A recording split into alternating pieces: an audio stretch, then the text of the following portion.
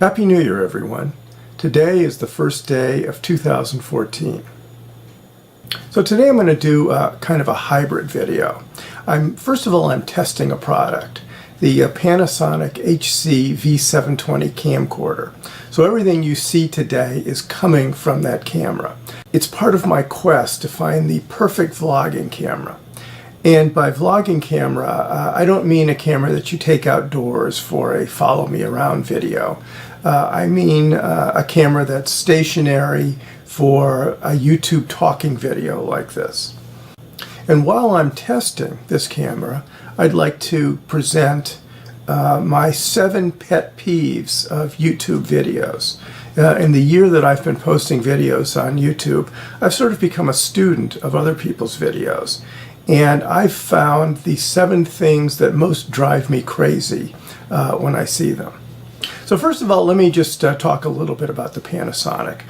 There are 4 things that I want in a stationary YouTube camera. First of all, I want a wide-angle lens. That is, I want a lens that's wide enough at the widest point where you never run into any problem in terms of camera placement. Even if you're in a cramped situation, it's wide enough so that it'll work for you.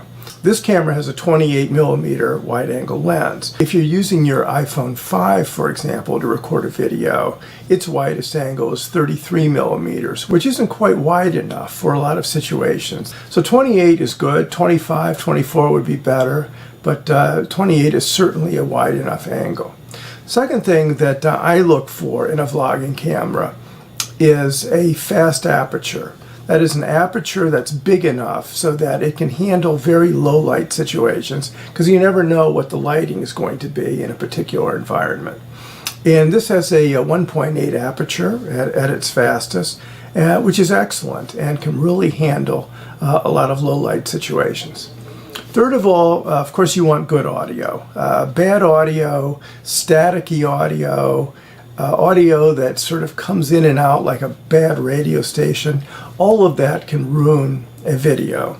So you want good, reliable, clear audio. And you can be the judge of what the quality of this audio is. This camera actually offers 5.1 Dolby surround sound, but I don't have it set on that because I have no need for that at the moment. And finally, and this is also a very important thing, finally I'm looking for a camera that can really handle white balance well.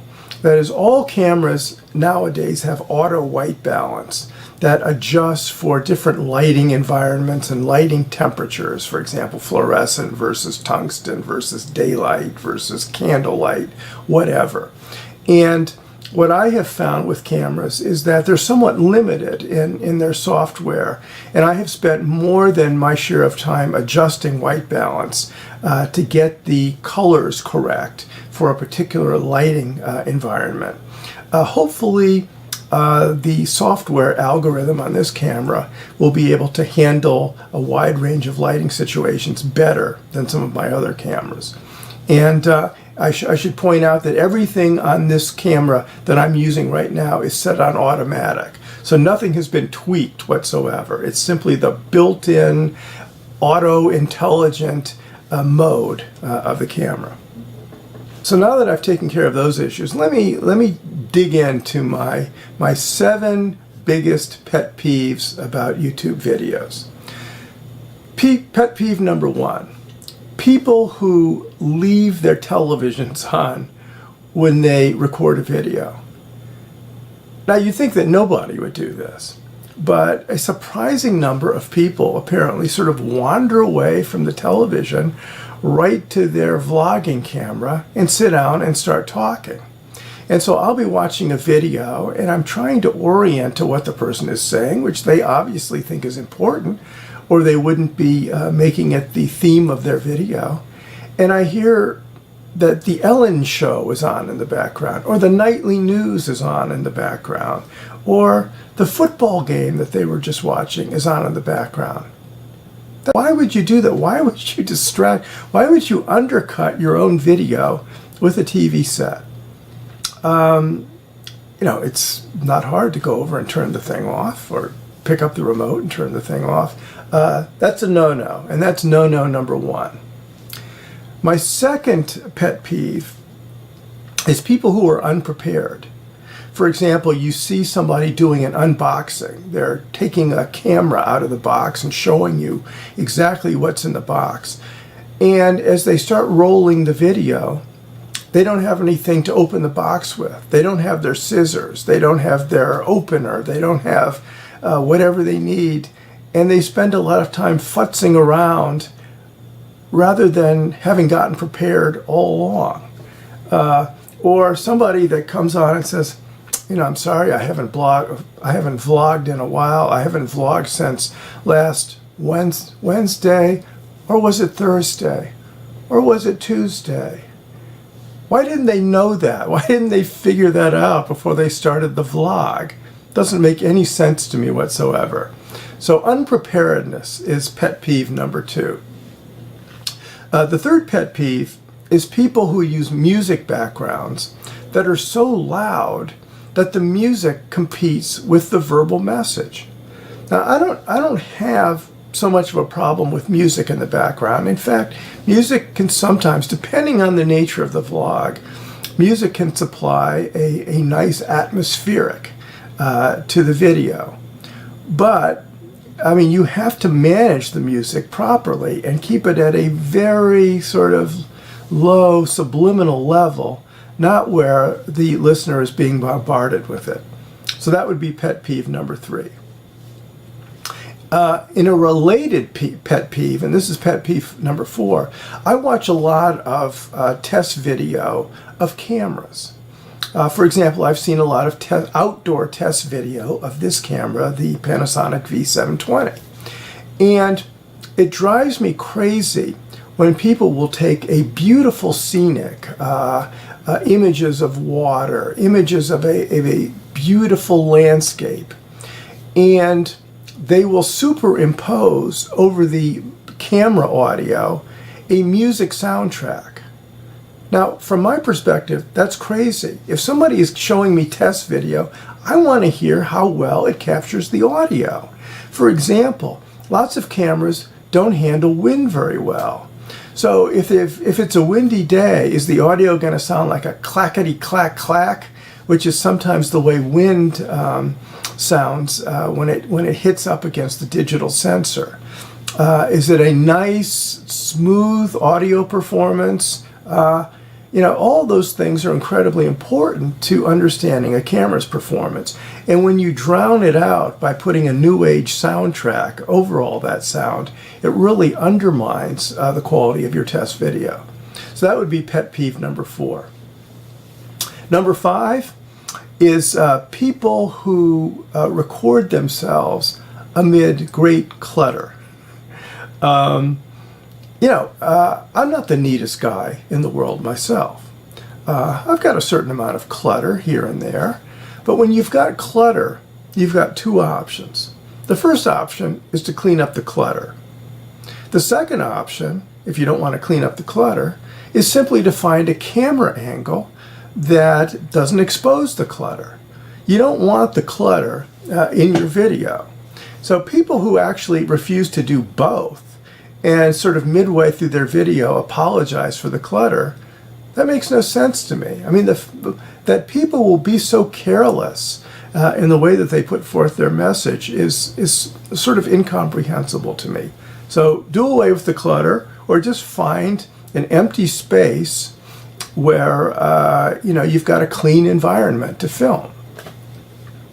Number six, people who are backlit. Now, everybody who films has the problem of what's the best lighting setup for me? And some people will go to great lengths and buy soft screens and various things. And some people will sit in front of their window and use the wonderful natural lighting that comes in through the window.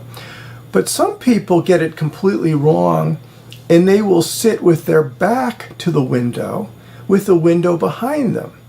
So they're backlit and you have this bright, overwhelming environment behind them, and they appear dark and dingy in comparison. And when you watch their video, you're sort of squinting at the window behind them and wondering why they chose that position and why they didn't change it once they sat down to edit the video. But so backlight, use the window. I mean, the window can be a wonderful thing, but that's only when the light from the window is facing you, not when it's behind you. Very bad idea. Number 7, people who film with animals jumping all over the place. Now, we've all seen the video where, you know, at some point the cat crawls up into the person's lap or the dog barks once. I can handle that. But when the animal becomes a constant presence in the video and constantly stops the person's verbal flow because they have to interact with the animal, it makes me wonder, why didn't they just, for the 5 minutes or 10 minutes that the video's been going on, put the animal out of the room? Put the animal out of the room, turn off the TV, point it away from the clutter. I mean, they're just sort of simple steps that people refuse to take that would enhance their videos enormously. Now, pet peeve number 8 is a bonus.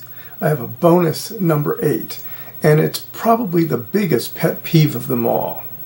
People who constantly look at themselves in their flip-out screen while they're doing their video. Now, we've all seen this.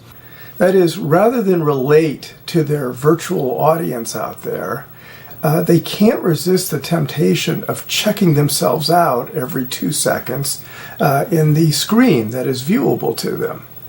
And I get it in certain situations. The screen can be very valuable. For example, if you're demonstrating a product and you want to see how that product appears through the lens of the camera, you might want to look at your flip-out screen and see how the product is registering on the screen. Is it the right color? Are you showing it properly? Is it in focus? Etc., etc. But if you're not demonstrating a product and you're simply talking to an audience the way I am, my recommendation would be that once you frame yourself properly in the screen, you know, which is a very vital thing to do, once you've done that, you're better off turning the screen away from you so that there is no temptation to look into it. But for a lot of people, the flip-out screen simply becomes this incredible temptation that they can't resist, and the video itself simply becomes almost an opportunity for them to watch themselves for 5 or 10 minutes or however long the video lasts. I don't know why they don't catch it later. I don't know why that's so prevalent, but it seems to happen all the time. And obviously, it decreases your rapport with your viewer, and it decreases the impact of your video. So that would be pet peeve number 8, and it's a biggie. So those are my 8 pitfalls that people fall into. And if you avoid all these pitfalls, it actually doesn't guarantee that you've made a good video, because good videos are determined by the content of the video. But if you do fall into all 8 of these pitfalls, it very much increases the likelihood that you'll be making a bad video. So to go back to the Panasonic camera, I've actually looked at a little bit of the previous footage that I shot, and I like the footage. I like the way the camera focuses. I like the way it's handled the audio, and for the most part, I like the way it's handled the lighting. If you have any particular feedback or reaction to it, feel free to comment below. I bought the camera at B&H Photo for about $398, and it was one of those rare instances where somebody was underselling Amazon.com. That doesn't happen very often. Possibly B&H Photo bought a whole warehouse full of these cameras and is now blowing them out at an incredible discount, maybe in anticipation of a new model coming out. I have no idea. I simply jumped at the price. It's a new camera, by the way. So anyway, that's the camera. Those are the pet peeves. Hope you enjoyed it. See you next time. I'm Jeff Rowan.